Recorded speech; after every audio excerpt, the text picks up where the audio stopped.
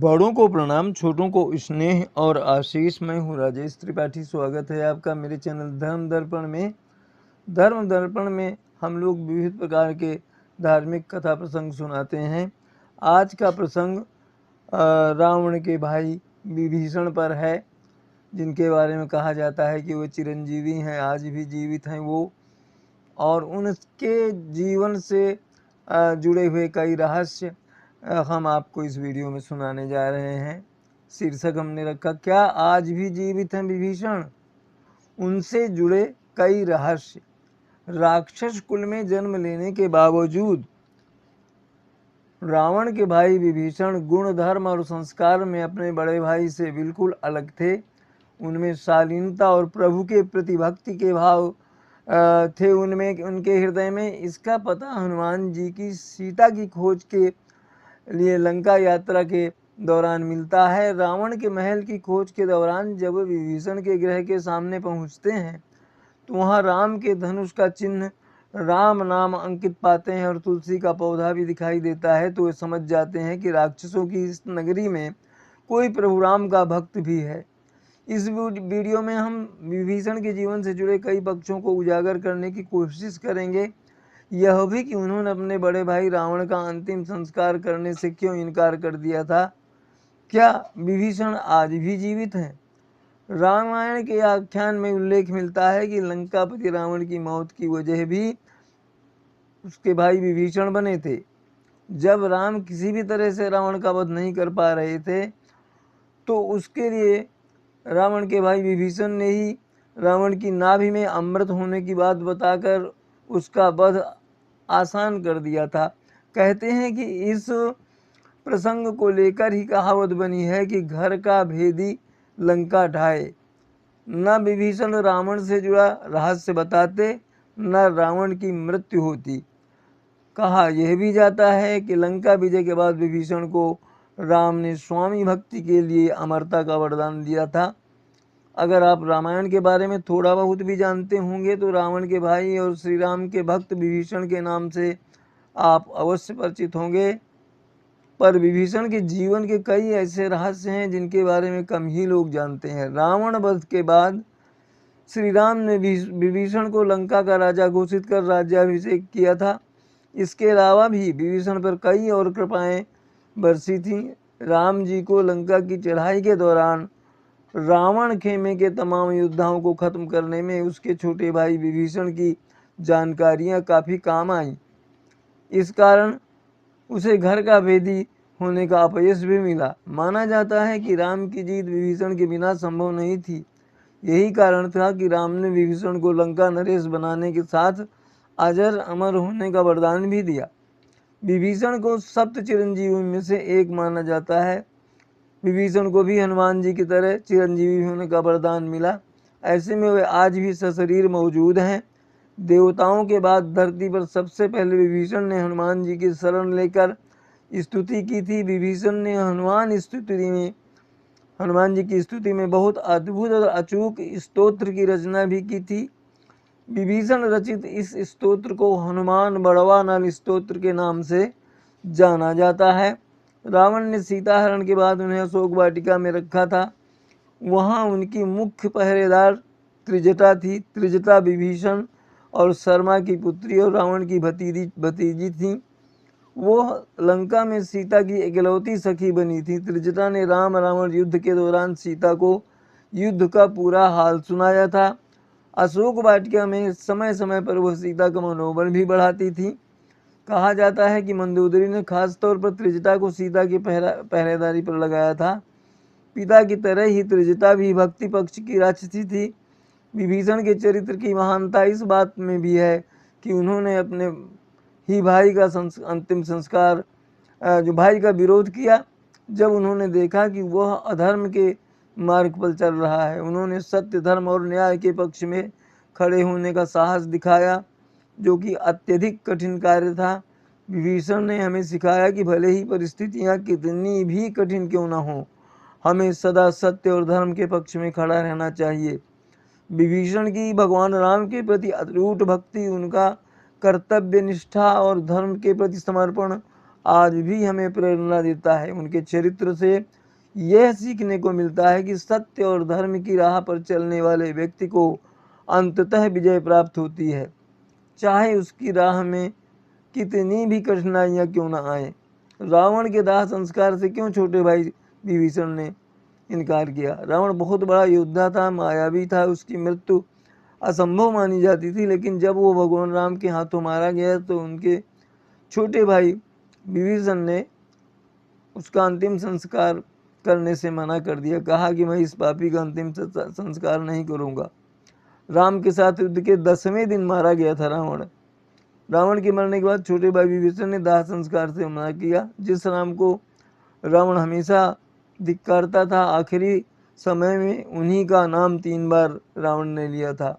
राम और रावण के बीच भीषण युद्ध चला। आखिर युद्ध के 10वें दिन राम ने जब रावण की नाभि में ब्रह्मास्त्र का प्रयोग किया तो रावण जमीन पर गिर पड़ा। उसकी जान निकलने के कुछ समय लगा। उसने जब प्राण छोड़ा तो 3 बार राम का नाम लिया। जीवन भर राम को धिक्कारने और ललकारने वाले रावण ने आखिर में यह काम क्यों किया? जब रावण की मृत्यु हो गई तो उसके छोटे भाई विभीषण ने आखिर क्यों उनका दाह संस्कार करने से मना कर दिया? राम जब अपनी विशाल वानर सेना लेकर लंका पहुंचे तो रावण की सेना के साथ भीषण युद्ध हुआ। रावण की सेना के सारे वीर एक एक करके मारे गए। आखिर में रावण जब युद्ध में उतरा तो उसे मारना कठिन था, लेकिन 10वें दिन राम ने ब्रह्मास्त्र का इस्तेमाल कर उसकी अमृत लगी नाभि पर किया तो इस प्रहार से वो संभल नहीं पाया, सीधे जमीन पर गिरा। उसने समझ लिया कि उसका आखिरी समय आ गया है। हालांकि जमीन पर गिरने के बाद उसने धीरे धीरे प्राण छोड़े। अब सवाल ये था कि मृत्यु के बाद कौन रावण का दाह संस्कार करेगा, जो जरूरी भी था। तब वहाँ जीवित भाई के रूप में विभीषण ही बचे थे, जो राम के पक्ष में आ गए थे। राम की ओर से उन्होंने अपने भाई के खिलाफ युद्ध लड़ा था। विभीषण इसके थे, धार्मिक लक्षण थे उनमें। बड़े भाई को पहले तो उन्होंने समझाने की कोशिश की, लेकिन रावण ने जब विभीषण को ही अपमानित करके भगा दिया तो राम के पास चले गए।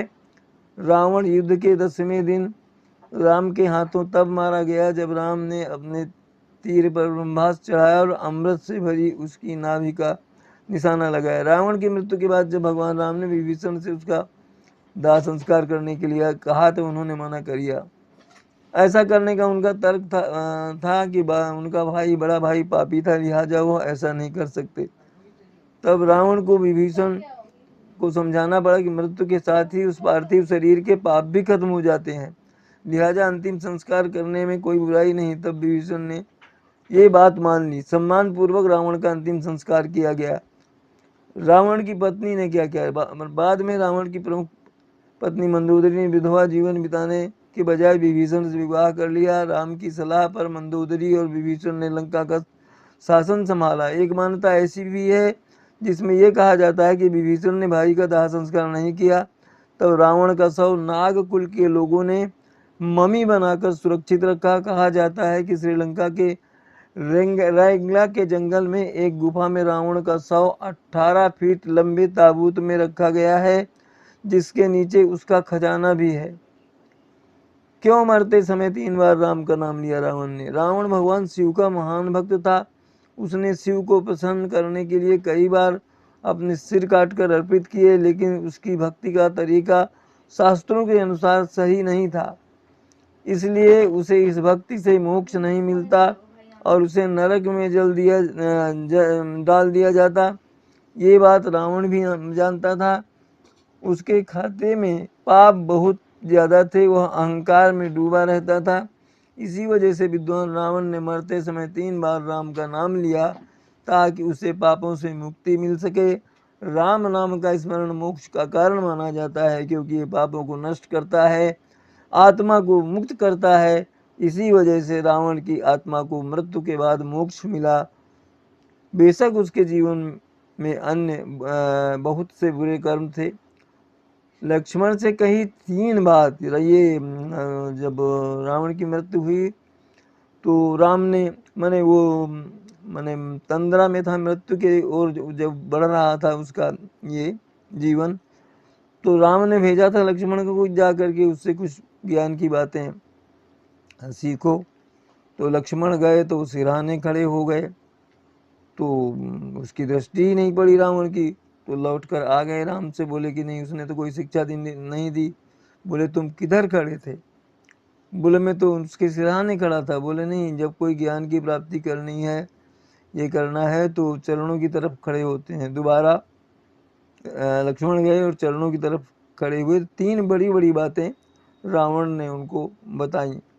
मरते समय लक्ष्मण को जीवन के 3 बड़े उपदेश भी दिए रावण ने मरते समय राम के छोटे भाई लक्ष्मण को जीवन के 3 बड़े रहस्य बताए। पहला, अच्छे काम जितनी जल्दी हो पूरा कर डालिए, क्योंकि जीवन जो है अनिश्चित है, देरी से अक्सर अच्छे अवसर छूट जाते हैं। दूसरा, छोटे से छोटा रोग भी जानलेवा हो सकता है, कमजोर दिखने वाला शत्रु भी खतरनाक हो सकता है। रावण ने राम और उनकी सेना को कम आंका, जो उसकी हार का कारण बना। तीसरा, जीवन से जुड़े रहस्यों को किसी से भी साझा न करें, चाहे वह कितना भी प्रिय क्यों ना हो। रावण के नाभि में छिपा अमृत कुंड का रहस्य उसके भाई विभीषण को पता था, जिससे रावण की मृत्यु हुई। तो ये तो था विभीषण जी के जीवन से जुड़े प्रसंगों पर आधारित हमारा वीडियो, जो हमने आज आपको सुनाया।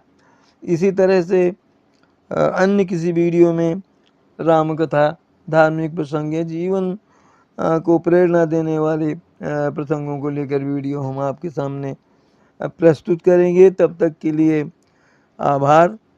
और आप हमारे चैनल को ये करते रहें, समर्थन करते रहें, इसे लाइक करें, इसके वीडियो शेयर करें और बंधु बांधवों में उनको अपने शेयर करते रहें इसको, और हमारे इसका समर्थन करते रहें। आज यहीं तक, मिलते हैं अगले किसी वीडियो में, तब तक के लिए नमस्कार, प्रणाम।